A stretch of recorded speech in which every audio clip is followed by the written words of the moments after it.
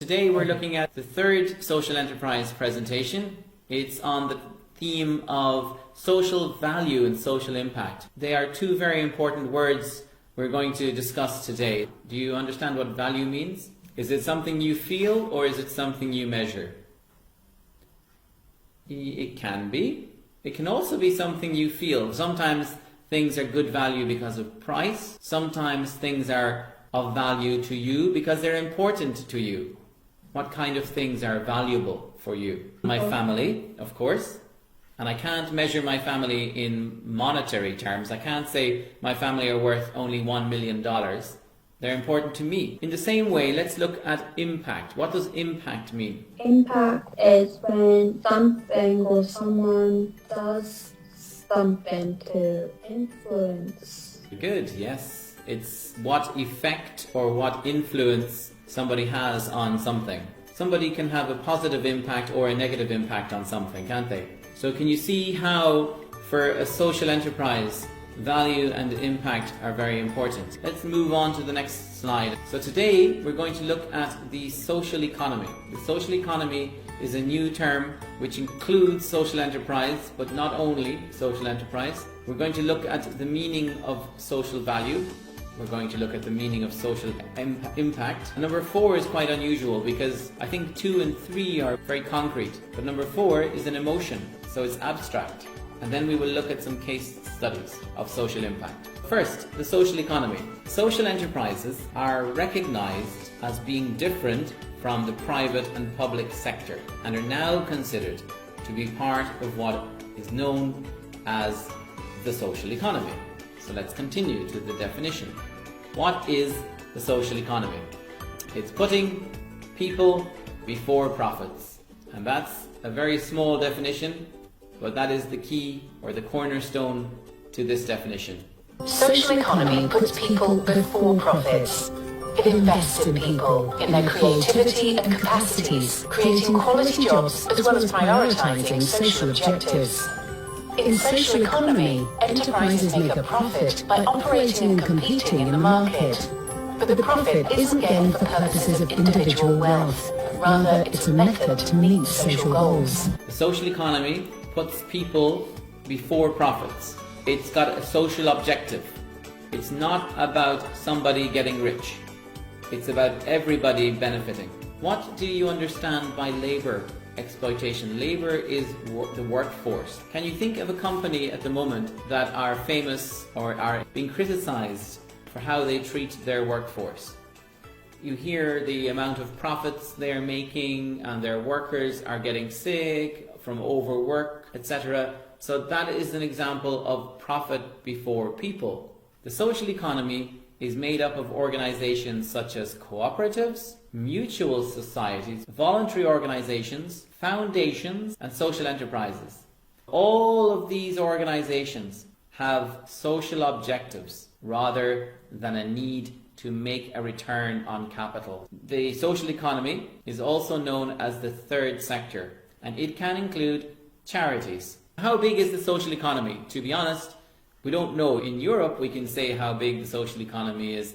There is an estimated 2.8 million social economy enterprises. That represents over 10% of all European Union businesses. Fair trade wasn't started by companies seeking more and more profit. The organic food movement, ethical finance, all of these concepts originated in the social economy because they are designed to put social objectives first. Be that helping people in poverty, making sure our bodies are healthy, or ensuring that finance is done in a fair way. We're going to take a look at the challenges when quantifying social value. Now, what does this word quantifying mean? There's no story without numbers, and there's no numbers without stories. Why is communicating your social value important? A social enterprise must be clear on the value it can bring to others. You cannot say you're changing the world and then not show you are changing the world. So we need to be clear. And that's easy for traditional companies. They only need to create something that is of value. For example, Apple make the iPhone. Everybody knows what value Apple bring. They make a good phone, a good smartphone, and we want to buy it. But a social enterprise has a social objective, and it must be measurable. But how we measure is the challenge. For social enterprises, it's more complicated than traditional business. They are accountable to and must deliver value to different stakeholders.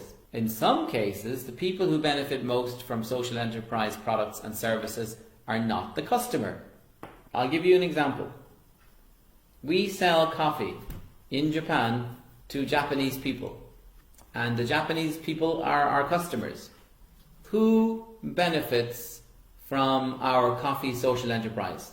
We sell the coffee to customers in Japan, and the money goes to coffee growers in Malawi, and the profits go to feeding school children in Malawi. What did we learn from the video? Social value measures the importance people place on changes they experience in their lives. And this sentence is interesting because it depends on the person, not you, and somehow you have to quantify the change that's being mentioned here. You have to measure the change. When you're measuring how somebody else feels, you need to step into their shoes. Do you know what that means? You need to take the other person's perspective. So for example, I live in an area with lots of high buildings and there's very little green space. If somebody comes here and builds a beautiful green park, and every day I look out the window and I see nature and trees and I hear birds singing, I will feel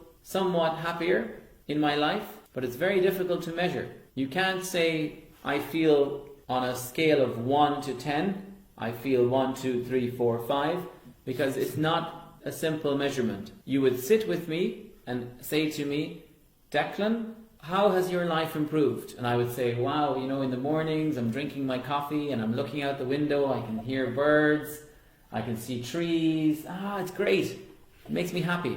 And then you have to somehow write a report explaining to your supporters saying Declan is happier because of A, B and C. And there are lots of ways of doing it, but it's not the same as financial value. There are 4 ways of measuring value for a social enterprise. There's number 1, customer value, number 2, financial value, number 3, operational value, and number 4, social value.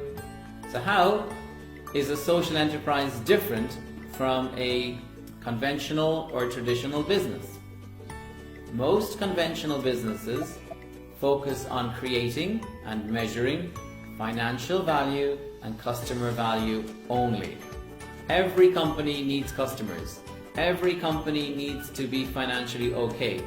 Not every company needs to have an ethical stance. Not every company needs to show how it changed the world.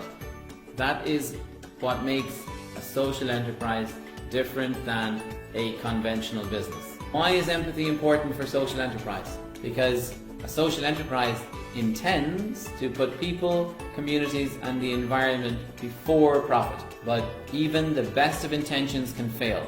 We looked at bad charity. We can also say without empathy there can be bad social enterprise. So finally, we're looking at the case studies. This is the Grameen Bank, and we introduced this when we introduced Muhammad Yunus, but it's a bank for the poor. Started in 1976 with only $27. Today, in Bangladesh, it's a nationwide bank with over 8 million borrowers, 97% of which are women. And let's look at their social impact. They showed the bank succeeded in reducing members' vulnerability and poverty. The bank brought about improvement in women's status, involvement in family decisions. It's very hard to measure that. We explained what is meant by social value and social impact. We introduced the importance of empathy, and finally we introduced some case studies of the social impact of actual social enterprises. When you put people before profits, you have to explain to people why you do that and what value it has. When you say you are doing good things, you need to prove it. Anybody who wants to be involved in social enterprise has to be very aware of how to report their story, how to tell their mission to other people. Otherwise, the public won't trust them.